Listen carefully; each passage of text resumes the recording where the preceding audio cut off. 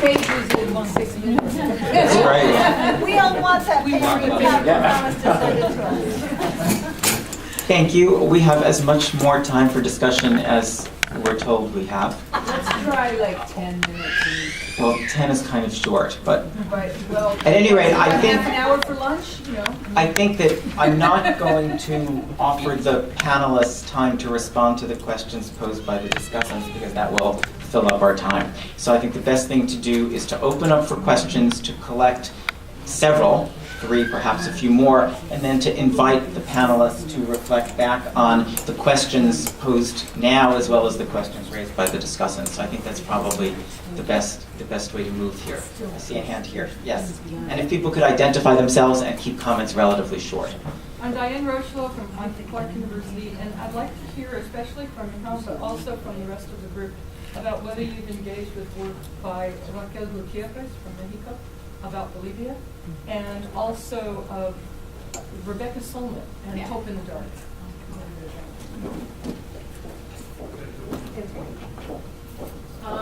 Yeah, Michelle Wenders again. I was just wondering to Barbara, especially, but probably also Michal and everyone, if you could enumerate or talk a little bit more specifically of your criticisms of like a Baduian event framework, but also prefigurative frameworks, because you said you had critiques of both of those. So, no, okay, just the one. Okay, just expand on that. Okay. Other questions or comments? Then I will turn things over to whoever would like to respond to either what the discussant said or these questions, and if people have questions along the way, then raise your hands and I'll try to make some space for them. We have one more question. No? Oh, sure. Well, Rebecca Solnit is on our reading list for our next career reading group. We're going to read Hope in the Dark. Because she has this great way of re-temporalizing the story of protest instead of effects. She looks at, long-term resonances and repercussions from a completely different vantage point. And it's a welcome comment, and we're on it. But who was the other author? Raquel Gutierrez. And it's just been translated in Duke Press in English. It was in the Ritmo de Pachacuti. And I think it's just translated as Rhythm of Pachacuti. Wait, I don't want to cut you off, but yeah, she. So I should say that this paper, there are sort of. I directly quote Sibeki, but I often think of Sibeki Gutierrez speaking about these, and the temporal moments that they speak about are very inspirational. I should say that part of what I am talking about is the way that Latin American movements and the theorists that come out of Latin American movements that have had a more organic relationship in a sense are seeing these things. And I'm not going to take the time to read the quotes now, but there are these ideas. There's other temporalities that we didn't get to. Guattari talks about the flash, right? Like it's almost like you're tripping, and activists are tripping for a moment, and then we see things, and then it all goes back, right? And we talk about like Sibeki talks about lightning bolt moments of insurrection in which these new possibilities appear and then they go back. And that's partly what I'm trying to think with, and it's partly what inspired me. And the event, I just wanted to put that back up because I was going to return to this at the end of my paper, and I was very nervous about going over time. So just that the idea of the event is absolutely crucial, and this is something I've spending and returning to. It was a very central part of my dissertation, and I'm trying to come back to it with these questions and these debates in mind. But there are a lot of theories of the event. I am not a Baduian. I don't know if you are a Baduian, but I'm much more. Let us know if you are. Okay. But that's not. Probably. I haven't read him much. I have to say that. That's perhaps like a suicidal thing to say. I don't know. But I am very much inspired by my activist interlocutors who talk about the event, and Deleuzians and like Latin American theorists that have been talking about the event. And it's just, I think this quote is just so beautiful. The fact that, we misunderstand when we think historically in terms of a linear temporality, we don't go inside the intensity of things and what happens on the ground that makes everything else different afterwards, right? And I also think we don't even realize that, and this is to mix things up, when Foucault wrote What is Enlightenment, it actually comes from a larger lecture in which he's discussing Kant, who is referring to what is revolution. And he says what's important about revolution is not what happens in the revolution, but what happens and how people talk about it afterwards. And so, I don't know, there's so much to be said and opened up there. I don't want to possess the microphone, so I'll just stop there, even though there's so much more to respond to. And thank you for such great comments, in addition to wonderful papers. I got to go first. Yeah, they were all so rich. And I haven't been inspired in a while, so thank you. Yeah. Going for a second? Yeah, just to respond a bit to some of those fantastic comments and some things stirred up by the papers. Two things that are certainly inadequately articulated in the paper, but I'm trying to think about is, one, how untheorized the time and spaces and modes of embodiment of counter-revolution are. I don't think any of these movements that any of us have mentioned have failed.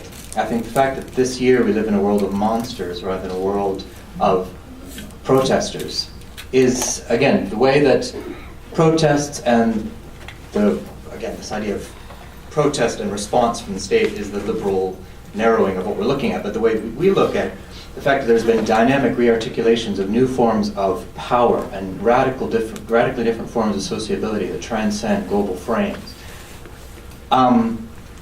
has been reconfigured by different forms of hegemony as a new script of monstrous and violent social actors that are wholly real, more sexually assaultive than ever, more sectarian and fundamentalist than ever imaginable before. But this is part of this re-scripting of the same revolution. We are still in the same revolutionary era that began in 2010. So we need, as part of what we're all talking about today, this world of monsters rather than a world of Facebook generation sexy protesters, is part of the same arc of challenging new sociabilities and practices that are rather, that my use of the word queer is part of this logic of turning agents into monsters, whether they're children or actually, I'm theorizing, some of the number one monsters as articulated in this new regime, which is why this new regime is so powerful, because it doesn't seem to be tagged to powerful actors, it's tagged to children.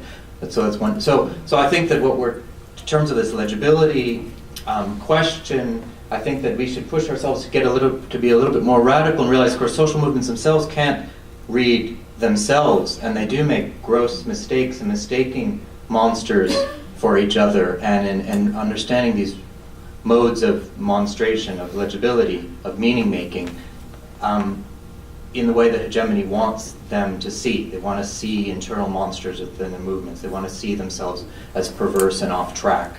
So we need to resist the hypnotic power of the way that hegemony wants to queer our own imaginations of these practices and wants to see them as monsters. So yeah, I think that this era now of monstrous forms of specifically sexualized and sectarianized violence is forms of power grappling still with their failure to stop what has been happening roughly since 2010. Let me ask once more if we have any additional questions, or are there others of us here who would like to comment? I just asked a question. I wondered if Saki would talk more about feminine. I'm sorry? If you would speak more about feminine. Okay. Sure. So Femen is this group of Ukrainian women who started to organize nude protests for issues of gender oppression. So protest the commodification of the women's body, sexualization of women's body. And they were joined by a few women from North Africa who did not necessarily physically join, but joined into the idea, or we were seduced by the idea of nude protests, which was also happened in a very brief moment during especially 2011. We started to see that movement. And I think there was a question about the shift from the virtual to like the bodies in alliance, and that's where you see those alliances taking place. They were mostly virtual, but not in the case of Amina Taylor, the Tunisian, or also Ali Mehdi, with like serious consequences on their bodily integrity, especially Amina, much more than Alia. But my argument is really not about Alia and nude protests, but I took it as a starting point to see and to look at what bodies were eligible to representation and to protection, and what bodies were not. And this is why I contrasted Alia with Fadwa Al-Arwi in Morocco. So one stood for the liberated body of the modern woman, and the other one stood for absolutely nothing, because she couldn't basically represent herself as a single mother, and because the struggle is different on both sides. So on the one hand, we have a struggle against so-called patriarchy, which becomes very legible to media representations and to the same, reiterating this rescue motive about the Arab world and patriarchy and oppression. And the second, Ali al-Mahdi was really fighting structural violence and institutionalized marginality. And in this case, could not really be the actor of her own voice. So this is why I'm contrasting this, this self,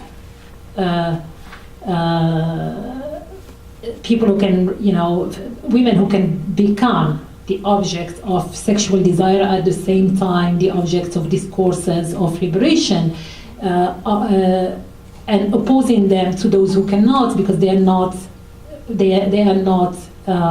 eligible to this kind of discourses.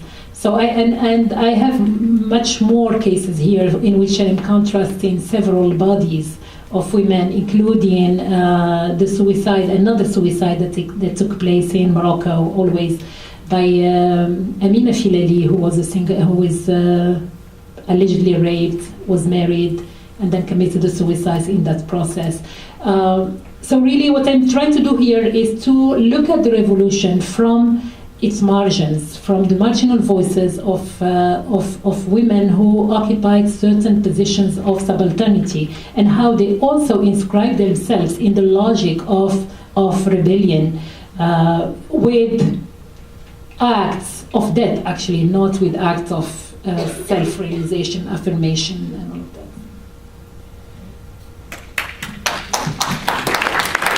Thank you to all the panelists, discussants, and the questioners.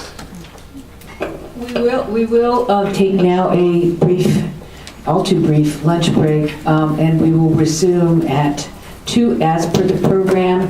For those of you who are on the program or part of our session tomorrow, we have food down the hall to feed you. The rest of you are welcome to join or to go downstairs to the Blue Wall or whatever to catch some lunch, and then please rejoin us at 2 p.m. for our second plenary speaker, who will be Marisol de la Cadena on protest from the Uncommons.